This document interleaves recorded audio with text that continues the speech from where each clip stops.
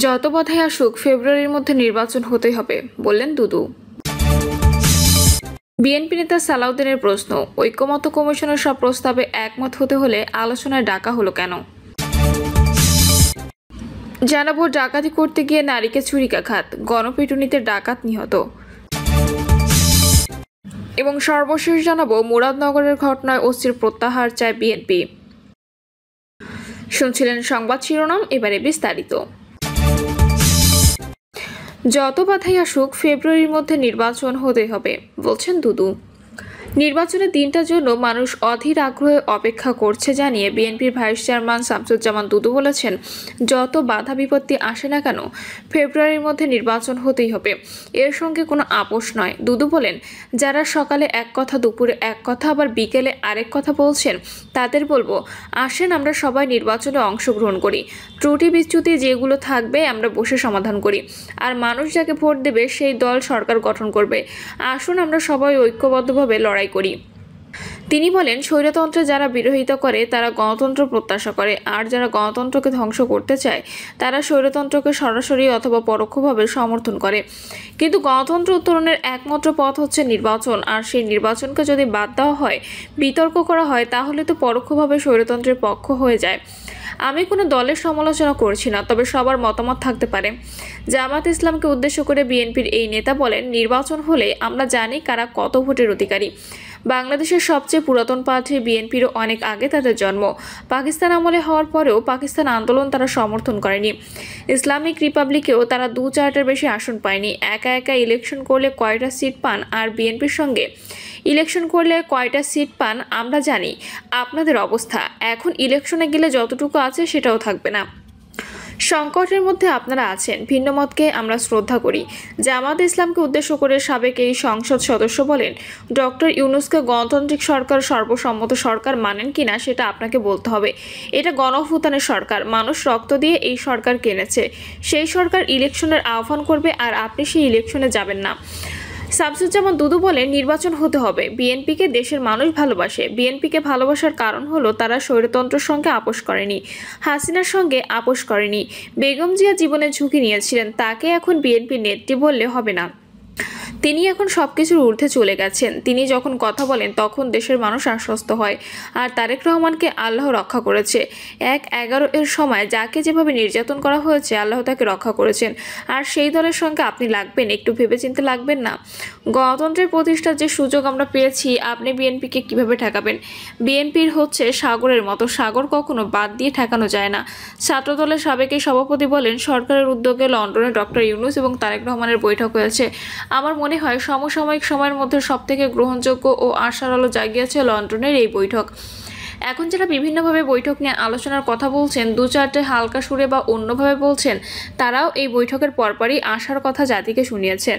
জামাত ইসলাম সহ অন্যান্য সব দল এই বৈঠককে অভিনন্দিত করেছেন, যৌথ বিবৃতি নিয়ে প্রশ্ন তুলেছেন। এরকম কথা কিছু কিছু ক্ষেত্রে লক্ষণীয়। আমার কাছে মনে হয়েছে যৌথ বিবৃতিটা খুবই গুরুত্বপূর্ণ। তিনি বলেন, এপ্রিল মাসে এদেশে কখনো নির্বাচন হয়েছে কিনা এটা আমার জানা নেই, জুন মাসেও নেই। তাহলে এটি যখন ফেব্রুয়ারি মাসে আসছে, বলা যায় সবাই এটা সমর্থন করছে। এজন্য আমরা BNP acting chairperson Tarique Rahman ও ডক্টর ইউনূসকে অভিনন্দন এবং ধন্যবাদও দিয়েছি। বিএনপি নেতা সালাউদ্দিনের প্রশ্ন, ঐক্যমত্য কমিশনের সব প্রস্তাবে একমত হতে হলে আলোচনায় ডাকা হলো কেন? বিএনপির স্থায়ী কমিটির সদস্য সালাউদ্দিন আহমেদ বলেছেন, ঐক্যমত্য কমিশনে আমাদের একটা শর্ত ছিল যে এনসিসি বা সাংবিধানিক নিয়োগ কমিটির মতো কোনো বিষয় এখানে থাকলে সেক্ষেত্রে আগের প্রস্তাব অনুসারে আমাদের যেতে হবে। সেই বিষয়ে আমরা একমত হয়েছি। রাষ্ট্রপতির নির্বাচন ক্ষেত্রে গোপন ব্যালটের মাধ্যমে স্বাধীনভাবে এমপিরা ভোট দিতে পারবে, সেই বিষয়ে আমরা একমত হয়েছি। একমত পোষণ তো হচ্ছে। এখন যদি জাতীয় ঐক্যমত্য কমিশনের সব প্রস্তাবে 100% একমত হতে বলা হয়, তাহলে আলোচনার জন্য ডাকা হয়েছিল কেন? সালাউদ্দিন আহমেদ বলেন, জাতীয় ঐক্যমত্য পোষণ হলে যেসব বিষয়ে দলগুলো একমত হবে, সেই বিষয়গুলো একত্রিত করে জুলাই সনদ বা জাতীয় সনদ স্বাক্ষরিত হওয়ার কথা। তো এখন এখানে যদি আমাদের বাধ্য করা হয় যে এই সমস্ত বিষয়ে একমত হতেই হবে, সেটা তো সঠিক হলো না। তিনি বলেন, আজকে জাতীয় ঐক্যমত্য কমিশনের বৈঠকে আলোচনার জন্য 2টা বিষয় নির্ধারিত ছিল। প্রথম বিষয় সাংবিধানিক ও সংবিধিবদ্ধ প্রতিষ্ঠানের নিয়োগ কমিটি, দ্বিতীয় বিষয় দ্বিকক্ষ বিশিষ্ট পার্লামেন্ট, তার মধ্যে নিম্নকক্ষ আছে। এই 2টা বিষয়ের প্রথম ভাগের আলোচনায় সাংবিধানিক ও সংবিধিবদ্ধ প্রতিষ্ঠান প্রতিষ্ঠান নিয়োগ কমিটি, যেটা গত আগের দিনের আলোচনাতেও ছিল, এর আগেও ছিল, তবে সেটা এনসিসি নামে ছিল। তারপরে সাংবিধানিক ও সংবিধিবদ্ধ প্রতিষ্ঠান নিয়োগ কমিটি এই নামে ছিল। আজকেও একইভাবে এসেছে। এখানে সংস্কার কমিশনের জাতীয় ঐক্য কমিশনের পক্ষ থেকে কয়েকটি বিষয়ে সংশোধন করে আজকে উপস্থাপন করা হয়েছে। বিএনপির এই নেতা বলেন, এ বিষয়ে আমাদের বক্তব্য আগের মতোই। আমরা সাংবিধানিক বিভিন্ন সংস্থা, কমিশন ও সংবিধিবদ্ধ সংস্থা কয়েকটি নিয়োগ সংক্রান্ত বিষয়ে আমাদের মতামত আগে যেভাবে ছিল এখনও তেমনই আছে। তিনি বলেন, সংবিধিবদ্ধ প্রতিষ্ঠানের ক্ষেত্রেও একই বিদ্যমান আইন, যেমন দুর্নীতি দমন কমিশনের বিষয়টি এখানে আসছে। বিদ্যমান আইনে অনেক সংস্কার প্রয়োজন। আমরা প্রয়োজনীয় গণতান্ত্রিক সংস্কারের মধ্য দিয়ে দুর্নীতি দমন কমিশনের নিজস্ব স্বচ্ছতা, জবাবদিহিতার নিশ্চয়তা বিধান করতে চাই। একই সঙ্গে একটি শক্তিশালী দুর্নীতি দমন কমিশন, কার্যকর দুর্নীতি দমন কমিশন গঠনের এই কথাগুলো আমরা বলেছি। আমাদের দলীয় প্রস্তাব, যেটা আমাদের 31 দফা ছিল, সেই প্রস্তাবে আমরা আবার দিয়েছি।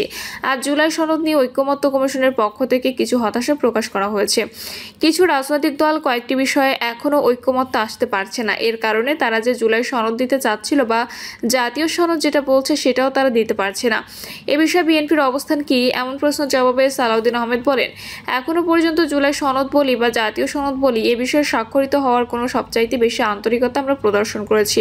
আমরা জাতীয় মূলনীতির ক্ষেত্রে আমাদের অবস্থান জানিয়েছি। ডাকাতি করতে গিয়ে নারীকে ছুরিকাঘাত, গণপিটুনিতে ডাকাত নিহত। কক্সবাজার রামু উপজেলায় ডাকাতির সময় গণপিটুনিতে মান্নান নামের এক ব্যক্তি নিহত হয়েছেন। সকাল 7টার দিকে খুনিয়াপালং কম্বনিয়া এলাকায় এ ঘটনা ঘটে। নিহত ডাকাত উপজেলার খুনিয়াপালং এলাকার মসনের ছেলে। তার বাবাও ওই এলাকার শীর্ষ ডাকাত ছিলেন বলে জানান পুলিশ। বিষয়টি নিশ্চিত করেছেন রামু থানা পুলিশের ভারপ্রাপ্ত কর্মকর্তা তৈবুর রহমান। তিনি জানান, খুনিয়াপালং এলাকায় ডাকাতি করতে গিয়ে ঘরে ঢুকে এক নারীকে ছুরিকাঘাত করে মান্নান। এ সময় চিৎকার শুনে আশপাশের মানুষ এসে ডাকাত মান্নানকে ঘেরাও করেন। এ সময় ক্ষুব্ধ জনতা তাকে মারধর ও দা দিয়ে কোপায়। এতে ঘটনাস্থলে নিহত হয় মান্নান। মরদেহ উদ্ধার করে কক্সবাজার সদর হাসপাতালে নেওয়া হয়েছে। খুনিয়াপালং এলাকার বাসিন্দা শফিক মিয়া বলেন, ডাকাত মান্নান বাহিনীর অত্যাচারে অতিষ্ঠ পুরো গ্রামবাসী। সে অনেক নিরীহ মানুষকে হত্যা করেছে। তার মৃত্যুর খবর আমাদের জন্য অনেক স্বস্তির খবর। মুরাদনগরের ঘটনায় ওসির প্রত্যাহার চায় বিএনপি। কুমিল্লায় মুরাদনগরে ধর্ষণের ঘটনায় আওয়ামী লীগ নেতাকর্মীদের সম্পৃক্ততার অভিযোগ তুলে সংবাদ সম্মেলন করেছেন উপজেলা বিএনপি। এ সময় মুরাদনগর থানার জাহিদুর রহমানের প্রত্যাহার দাবি করেন দলটির নেতাকর্মীরা। তিনি বলেন, 5ই আগস্টের পর আওয়ামী লীগের নেতাকর্মীরা আত্মগোপনে চলে যায়। স্থানীয় ওসি ও একজন উপদেষ্টার বাবার পৃষ্ঠপোষকতায় তারা আবার মাঠে সক্রিয়। আওয়ামী লীগের পৃষ্ঠপোষকতা না হলে ফজর আলী এমন বর্বর ঘটনা ঘটাতে পারতেন না।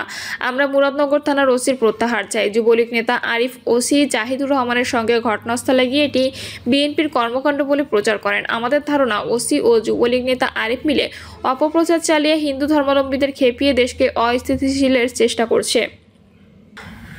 প্রিয় দর্শক, এই ছিল এখনকার সর্বশেষ সংবাদ। আপডেট সব সংবাদ পেতে চ্যানেলটি সাবস্ক্রাইব করে বেল আইকনটি ক্লিক করে রাখুন।